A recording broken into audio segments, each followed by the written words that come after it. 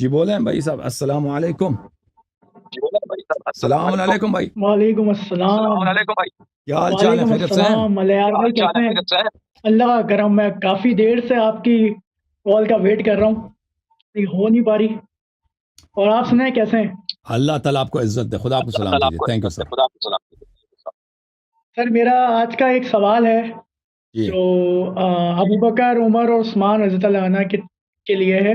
ان کو جی ڈیفینڈ کرنے میں آیا ہوں کیونکہ جی نہج البلاغہ کے اندر ان کے نام کے، ان کی شان کے خطبات ہیں، مولا علی نے جی دی جی ہیں. جی جی اور ایک میں آیت کوٹ کرنا چاہتا ہوں، سورہ نور کی آیت نمبر 55. اس میں اللہ جی پاک فرماتے ہیں، اللہ نے تم میں سے ایمان والوں کو اور اچھے ایمان کرنے والوں کو وعدہ فرمایا ہے کہ ضرور ضرور انہیں زمین میں خلافت دے گا، جسے ان سے پہلو کے لوگوں کو خلافت دی تھی، اور ضرور ضرور ان کے لیے ان کے اس دین کو جما دے گا جو ان کے لیے پسند فرمایا ہے، اور ضرور ضرور ان کے خوف کے بعد ان کی حالت کو امن سے بدل دے گا. وہ میری عبادت کریں گے، میرے ساتھ کسی کو شریک نہ ٹھہرائیں گے، اور جو اس کے بعد ناشکری کرے تو وہی لوگ نافرمان ہیں.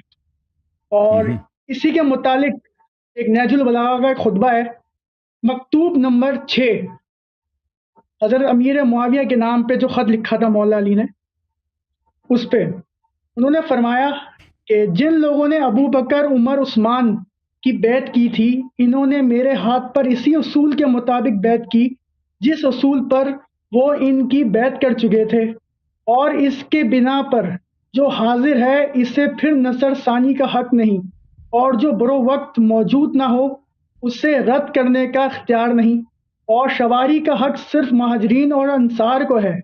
وہ اگر کسی پر ایکا کر لیں اور اسے خلیفہ سمجھ لیں تو اسی میں اللہ کی رضا اور خوشندی سمجھی جائے گی.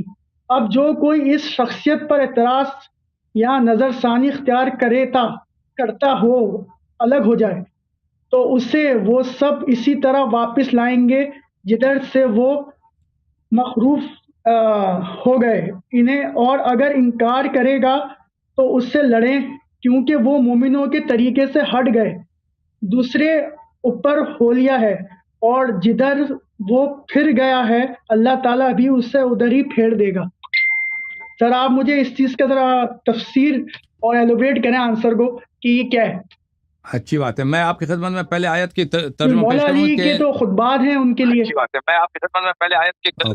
اوکے ایک منٹ میں اجازت دیں، میں آپ کے ساؤنڈ کو میوٹ کر دوں کیونکہ میری آواز دوبارہ مجھے واپس آ رہی ہے آپ کے مائکرو فون سے. دیکھیں جہاں تک آیا کا تعلق ہے، وعد اللہ الذین آمنوا منکم وعملوا الصالحات لیستخلفنہم فی الارض. یہ لیستخلفنہم فی الارض یہ پوری زمین کی حکومت کی بات ہو رہی ہے، اور یہ اہل بیت علیہ السلام سے وعدہ ہے. اور ابو بکر عمر کو تو ان کو پوری زمین کی حکومت کبھی ملی نہیں ہے، یہ تو واضح بات ہے.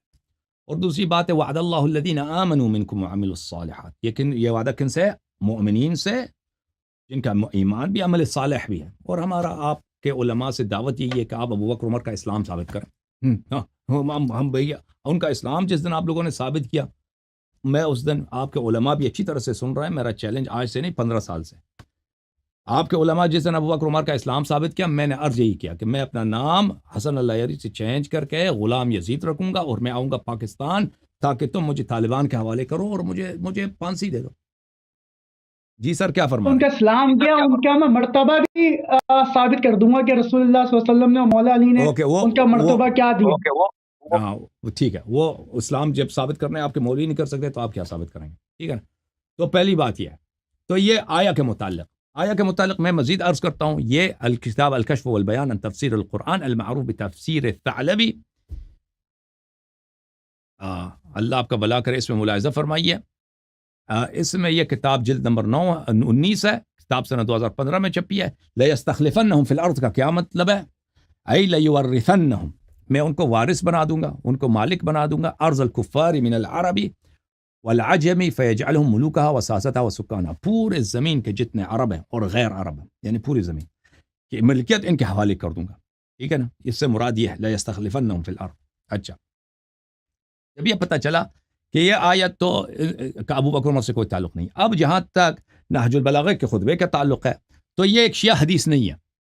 نہج البلاغہ جو کتاب ہے میرے بھائی، اگر آپ میرے اسی چینل پہ چلے جائیں، وہاں پہ جو یوٹیوب چینل ہے اس میں آپ کو دکھا دیتا ہوں، وہاں پہ میرا ایک کلپ ہے، بلکہ ایک اسپیچ ہے، کیا نہج البلاغہ میں ابو بکر عمر کی تعریف موجود ہے، اس عنوان کے تحت میرے اسی یوٹیوب چینل میں میرے 2 گھنٹے کی تقریر ہے، اس میں آپ دیکھ لیں، اس میں نے بہت تفصیل سے بات کیا کہ نہج البلاغہ اس طرح نہیں ہے کہ یہ سب صحیح احادیث ہیں اور یہ سب شیعہ احادیث ہیں، اس طرح نہیں ہے۔ اس کتاب کے مصنف محدث بھی نہیں تھے، اور یہ متأخر بعد میں بنی ایک کتاب لکھی گئی ہے، یہ کتاب 5ویں صدی میں لکھی گئی ہے، اور یہ کتاب اس طرح نہیں ہے کہ شیعوں کے نزدیک سب سے جو اہم کتاب ہے یا سب سے جو معتبر کتاب ہے وہ نہج البلاغہ ہو۔ یہ جو آپ خطبہ بیان کر رہے ہیں، اس نہج البلاغہ کے مؤلف نے اپنے کتب میں شیعوں کے بھی حدیث لے کے آئے ہیں اور مخالفین کے بھی حدیث لے کے آئے ہیں۔ یہ خطبہ جو آپ پڑھ رہے ہیں یہ مخالفین کے کتب میں سے، اور نہج البلاغہ سے پہلے ابن قتیبہ الدینوری جو متوفی سنہ 274 ہیں، وہ شریف رضی سے 200 سال پہلے آئے ہیں، انہوں نے اپنی کتاب میں 200 یا 150 سال پہلے آئے ہیں، اس سے پہلے انہوں نے اپنی کتاب میں الامامہ والسیاسہ میں اس کو نقل کیا، الامامہ والسیاسہ لابن قتیبہ الدینوری، جز نمبر 1، اللہ آپ کا بھلا کرے، کتاب چھپی ہے سنہ 1990 میں۔ اس کتاب میں صفحہ نمبر 113 میں کتاب علی الی معاویہ مرۃ ثانیہ، امیر المؤمنین علیہ السلام کے خط معاویہ کو دوسری دفعہ، فإن بيعتي بالمدينة لزمتك وأنت بالشام لأنه بايعنا الذين بايعوا أبا بكر وعمر وعثمان على ما بايعوا فلم يكن للشاهد أن يختار ولا للغائب أن يرد وإنما الشورى للمهاجرين والأنصار۔ وہی خطبہ جو نہج البلاغہ کیا اس سے پہلے یہ لا چکے ہیں اپنی کتاب میں۔ اور اسی طرح کتاب واقع الصفین نصر ابن مزاحم کی جو کتاب ہے اس میں سے وہ بھی نقل کرتے ہیں، کن سے؟ شعبی سے، عامر ابن شراحیل شعبی سے، کہ جو مخالفین کا ہیں وہ ان کے کتاب سے نقل کرتے ہیں۔ یہ کتاب واقع الصفین ہے نصر ابن مزاحم المنقری، متوفی سنہ 212۔ یہ کتاب مصر میں چھپی ہے، یہ جو ایران میں لکھا ہے نا منشورات مکتبۃ مرشد النجفی، یہ آف سیٹ ہے، اصل میں یہ مصر کی چھپی ہے۔ یہ مصر کی کتاب کو ان لوگوں نے دوبارہ اسی کو فوٹو کاپی کر کے چھاپ دیا، اس کو آف سیٹ بولتے ہیں۔ اچھا، یہ صفحہ نمبر 227 میں روایت ہے عمر ابن سعد سے، نمیر ابن وعلہ سے، عن عامر الشعبی، وہی روایت جریر والی روایت یہاں پہ ہے کہ اس میں آ جاتا ہے کہ بسم اللہ الرحمن الرحیم فاما بعد فان بیعتی بالمدینہ لزمتک وانت بالشام۔ یہ بھی شعبی شیعہ نہیں ہے، تو یہ شیعہ حدیث ہے ہی نہیں، یہ مخالفین کی حدیث ہے بھائی، مخالفین کی حدیث ہے، ٹھیک ہے نا۔ تو اور اس کے علاوہ میں آپ کی خدمت میں عرض کروں کہ بات سنیں، یہ روایت اس لیے اہم ہے، یہ روایت اگر ہم اس کو مان بھی لیں نا، اس کے کوئی اعتبار نہیں ہمارے نزدیک، تو اس کی وجہ یہ ہے کہ دیکھیں معاویہ جو ہے، لوگوں کو معاویہ کا جو صوبہ تھا شام، یہ کب فتح ہوا ہے؟ عمر کے زمانے میں فتح ہوا۔ وہاں کے سب لوگ پرانے صحابی نہیں ہیں، وہاں کے سب لوگ یہ بعد میں پیغمبر صلی اللہ علیہ وسلم کی وفات کے بعد مسلمان ہوئے ہیں۔ اور معاویہ وہاں پہ کیا تھا؟ وہ لوگ سب ابو بکر عمر کو خلیفہ مانتے تھے، عثمان کو بہت ہی نیک خلیفہ مانتے تھے، اور وہ معاویہ نے ان کو جمع کیا ہے کہ ہم کیا، ایک منٹ بھائی، کیا کہنا چاہ رہے ہیں؟ کیا کہنا چاہ رہے ہیں؟ میں یہ کہہ رہا ہوں کہ آپ کا جو آپ کہہ رہے ہیں کہ یہ مخالفین کی خطبات ہیں، تو ہم کیسے مان لیں یہ مخالفین کے خطبات ہیں؟ کیونکہ ابھی جو چھپ رہی ہے جتنی بھی نہج البلاغہ جو چھپی ہیں لاہور سے، کوئٹہ سے، یا جہاں سے بھی، اس میں تو ایک ہی چلتی آ رہی ہیں۔ اگر ٹھیک ہے نا، نہج البلاغہ سے پہلے ایسے ہم ایسے تو پھر ہم آپ کی بھی حدیثوں کو رد کر دیں کہ یہ مخالفین کے اوپر ہے پھر۔ تو نہج البلاغہ میں اس خطبے کا کوئی سند ہے ہی نہیں، ٹھیک ہے نا، کہ وہ کہاں سے نقل کر رہا ہے، ٹھیک ہے نا، کوئی سند نہیں ہے۔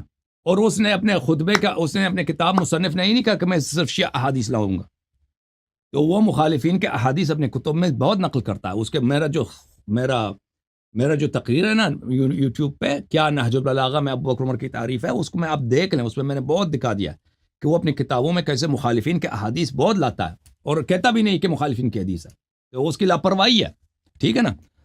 تو آپ کو کیسے پتا چلے گا کہ یہ معتبر حدیث ہے یا نہیں؟ اس کے سند دیکھیں گے، سند ہے نہیں، اس نے کہاں سے لایا ہے ہمیں نہیں، میں نے آپ کو دکھا دیا آپ کی کتاب سے کہ شریف رضی سے 150 سال پہلے ابن قتیبہ نے اپنے کتاب میں اس حدیث کو نقل کیا۔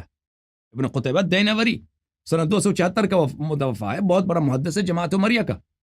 پھر پوچھ رہا کہ یہ ہمیں کیسے پتہ چلا، ٹھیک ہے نا۔ یا اگر اس کے شیعہ مصادر میں اگر اس کی سند ہوتی کہ بھئی یہ شیعہ حدیث ہے تو پر ہم کہہ سکتے کہ یہ شیعہ حدیث ہے. جب سند ہی نہیں ہے، بغیر سند کے نقل کیا ہے، اور جو سند کے ساتھ جو منقول ہے کتاب نصر ابن مزاحم من قری میں وہ مخالفین کے راوی سے ہے. وہ کون ہے؟ عامر ابن شراحل الشعبی. شعبی جو ہے بہت بڑا محدث ہے جماعت عمریہ کا.